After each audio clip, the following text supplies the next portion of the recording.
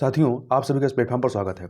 इस वीडियो में हम लोग 8 महत्वपूर्ण व्यक्तित्व के संबंध में चर्चा करेंगे।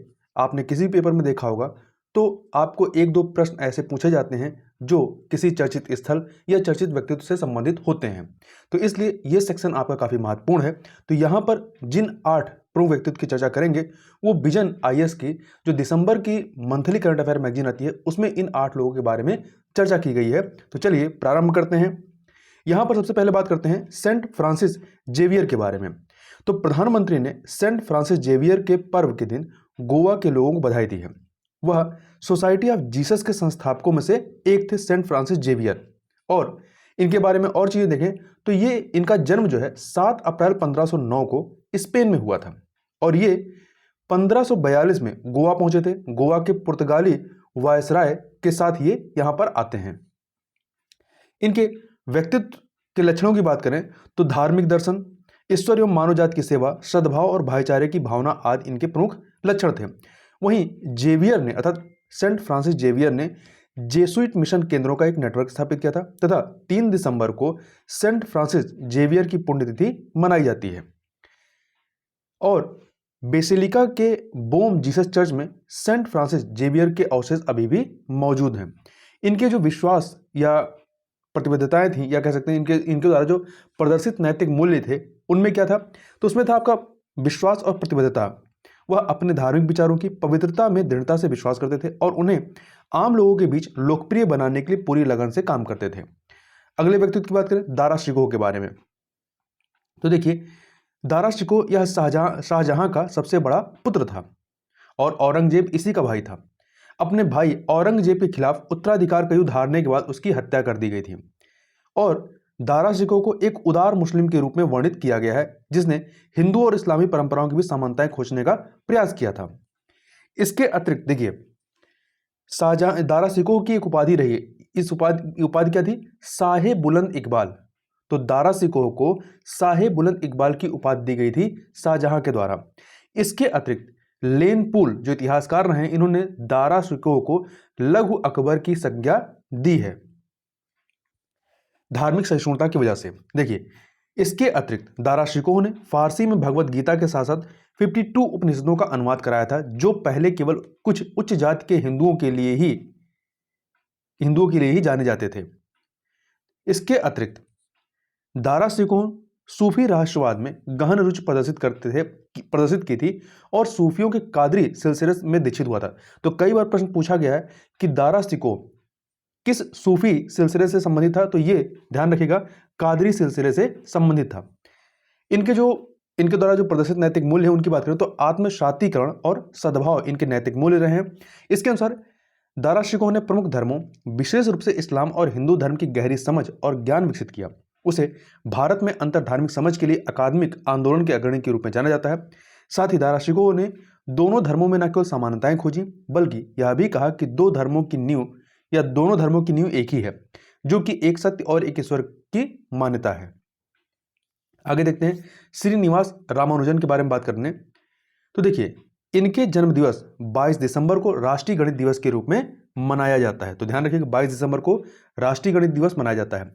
रामानुजन ब्रिटेन की रॉयल सोसाइटी के सबसे युवा सदस्यों में से एक थे। ये कैम्ब्रिज विश्वविद्यालय के ट्रिनिटी कॉलेज के फेलो चुने जाने वाले पहले भारतीय भी थे। किसके? कैम्ब्रिज विश्वविद्यालय के। इनके गणितीय योगदान की बात करें तो संख्याओं का विश्लेषणात्मक सिद्धांत, दीर्घवृत्तीय फलन, सतत भिन्न, अनंत श्रेणी आदि। उनके सबसे महत्वपूर्ण निष्कर्षों में से एक था एक पाई के लिए उनकी अनंत श्रेणी थी जो आज हमारे द्वारा उपयोग किए जाने वाले कई एल्गोरिथम का आधार है। उनके जीवन को वर्ष 2015 की film the man who knew infinity में चित्रित किया गया था। इनके जो नैतिक मूल्य हैं वो क्या है? वैज्ञानिक योग्यता और ज्ञान संबंधित हैं। उन्होंने अपने शोध कार्य से संख्या सिद्धांत के क्षेत्र में महत्वपूर्ण योगदान दिया है। उनकी खोजों को भौतिकी में लागू किया गया जैसे कि स्ट्रिंग थ्योरी में। आगे चलते हैं, पीएन पनिकर के बारे में बात कर लेते हैं। पीएन पनिकर जिनका जन्म केरल में 1 मार्च 1909 को हुआ था और ये जो है एक स्कूल शिक्षक थे और इन्हें केरल में पुस्तकालय और साक्षरता आंदोलन का जनक माना जाता है। इनकी पुण्यतिथि को रीडिंग डे के रूप में मनाया जाता है। रीडिंग डे आपका 19 जून को मनाया जाता है, ध्यान रखिएगा। इसके अतिरिक्त इनके योगदान की बात करें तो उन्होंने मानव संसाधन विकास के लिए एक समग्र दृष्टिकोण की नींव रखी थी। उनका संदेश था वायुचु वला रुका, अर्थात पढ़ें और बढ़ें। Kerala association for non formal education and development के माध्यम से केरल राज्य साक्षरता मिशन के महत्वपूर्ण प्रयास में उनकी अहम भूमिका रही थी। उन्होंने त्रावणकोर पुस्तकालय संघ की स्थापना की थी। इनके नैतिक मूल्यों की बात करें तो इनके नैतिक मूल्यों में नेतृत्व और दृढ़ निश्चय संबंधित था। उन्होंने पुस्तकालयों और साक्षरता को जन आंदोलन बनाया। उन्होंने साक्षरता को बहुत बढ़ावा दिया, जिसने अंततः केरल में सार्वभौमिक साक्षरता को प्रेरित किया। आगे चलते हैं, अब बात करते हैं शारदा मेनन के बारे में। इनका पूरा जो नाम था डॉक्टर मवली कलालित शारदा मेनन। यह भारत की पहली मनोचिकित्सक और पद्म भूषण पुरस्कार प्राप्त करता थी। इनको कब पुरस्कार दिया गया था?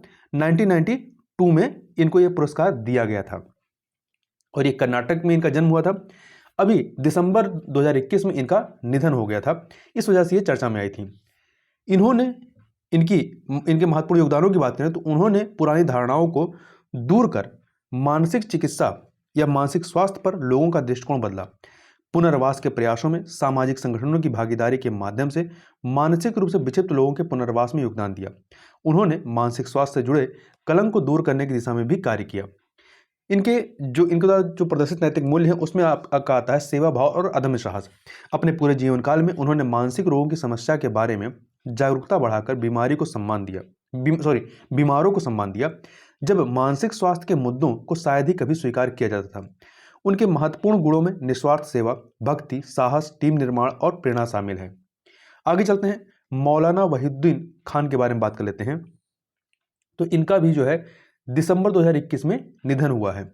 देखिए, मौलाना वहीदुद्दीन खान जो है एक इस्लामिक विद्वान, आध्यात्मिक नेता और शांति समर्थक के रूप में वर्ष 2021 में 21 के पद्म विभूषण पुरस्कार विजेताओं में शामिल रहे हैं। इनके महत्वपूर्ण योगदान की बात करें तो उन्होंने इस्लाम के आध्यात्मिक ज्ञान, धर्म के आधुनिकता से संबंध और अन्य समकालीन मुद्दों से संबंधित 200 से अधिक पुस्तकें लिखी हैं। वर्ष 1976 में आर रिसाला द मैसेज पत्रिका आरंभ की। इसके अतिरिक्त centre for piece and spirituality के संस्थापक रहे। इन्हें Demi यूर्गस piece international award, Padma Bhushan, Rajiv Gandhi राष्ट्रीय सद्भावना पुरस्कार और राष्ट्रीय नागरिक पुरस्कार भी प्रदान किए गए हैं। इनके द्वारा प्रदर्शित नैतिक मूल्य की बात करें तो इनके नैतिक मूल्य में अंतर धार्मिक सद्भाव और व्यक्तिगत सत्यनिष्ठा है। वह संवाद की शक्ति और आपसी सम्मान में विश्वास करते थे। वह अहिंसा के गांधीवादी दर्शन के प्रति प्रतिबद्ध रहे हैं और उसे अपने जीवन में लागू किया है। आगे चलते हैं, आर्क बिशप डेसमंड टुटू के बारे में बात करें तो इनका भी निधन जो है दिसंबर 2021 में हो गया है। ये जो है आपके कह सकते हैं दक्षिण अफ्रीका के एक नेता रहे या सामाजिक कार्यकर्ता रहे। वह एक दीर्घानुभवी रंगभेद विरोधी एक्टिविस्ट और शांति प्रचारक थे, जिन्हें व्यापक रूप से दक्षिण अफ्रीका का नैतिक विवेक माना जाता था। इनके महत्वपूर्ण योगदानों की यदि बात करें तो रंगभेद व्यवस्था के दौरान अश्वेत लोगों के उत्पीड़न का विरोध इन्होंने किया। ट्रुथ एंड रेकन्सिलिएशन कमीशन अर्थात रंगभेद युग के दौरान किए गए अपराधों की जांच के लिए स्थापित आयोग की सुनवाइयों में महत्वपूर्ण भूमिका इन्होंने निभाई तथा रंगभेद के बाद के दक्षिण अफ्रीका के निर्जातीय मिश्रण का वर्णन करने के लिए रेनबो नेशन शब्द गढ़ने का श्रेय इन्हें दिया जाता है। इन्हें इनके प्रयासों के लिए वर्ष 1984 में नोबेल शांति पुरस्कार से सम्मानित किया गया था। इनके द्वारा प्रदर्शित नैतिक मूल्यों की बात करें तो इसमें मानवीय गरिमा और समानता शामिल है। वह नस्लीय विभाजन रहित एक लोकतांत्रिक और न्यायपूर्ण समाज में दृढ़ता से विश्वास करते थे। उन्होंने दक्षिण अफ्रीका में रंगभेद की समस्या समाप्त करने के लिए अहिंसक अभियान में एक अग्रणी व्यक्ति के रूप में महत्वपूर्ण भूमिका निभाई। आगे चलते हैं, जनरल बिपिन रावत के बारे में बात कर लेते हैं, जिनका हवाई दुर्घटना में 8 दिसंबर 2021 को देहांत हो गया या इनकी मृत्यु हो गई। जनरल बिपिन रावत जो है वर्ष 1978 में सेना में शामिल हुए थे और 2016 में भारतीय सेना के जनरल तथा वर्ष 2019 में देश के पहले chief of defence staff CDS नियुक्त किए गए। सीडीएस जो होता है वो सशस्त्र बलों के तीनों अंगों को शीर्ष स्तर पर प्रभावी नेतृत्व प्रदान करने के लिए 4 स्टार जनरल का पद है। इनके योगदानों की बात करें तो इनके योगदानों में सशस्त्र बलों का आधुनिकीकरण, उत्तर पूर्व में उग्रवाद को नियंत्रित करना, संयुक्त राष्ट्र शांति मिशन का नेतृत्व करना आदि शामिल हैं। इनके द्वारा प्रदर्शित नैतिक मूल्यों की बात करें तो उसमें पेशेवर सत्यनिष्ठा और वीरता शामिल है। एक उत्कृष्ट सैनिक के रूप में उन्होंने अपने जीवन के माध्यम से ईमानदारी और दृढ़ संकल्प का अनुकरणीय उदाहरण प्रस्तुत किया। उन्होंने त्रिसेवा, एकीकरण और समन्वत तथा उपकरण अधिग्रहण से संबंधित अति आवश्यक सैन्य सुधारों की शुरुआत की। तो ये कुछ प्रमुख व्यक्तित्व थे जिनके बारे में हमने यहाँ पे चर्चा की। तो इस वीडियो में बस इतना ही। मिलते हैं नेक्स्ट वीडियो में, तब तक के लिए बहुत बहुत धन्यवाद।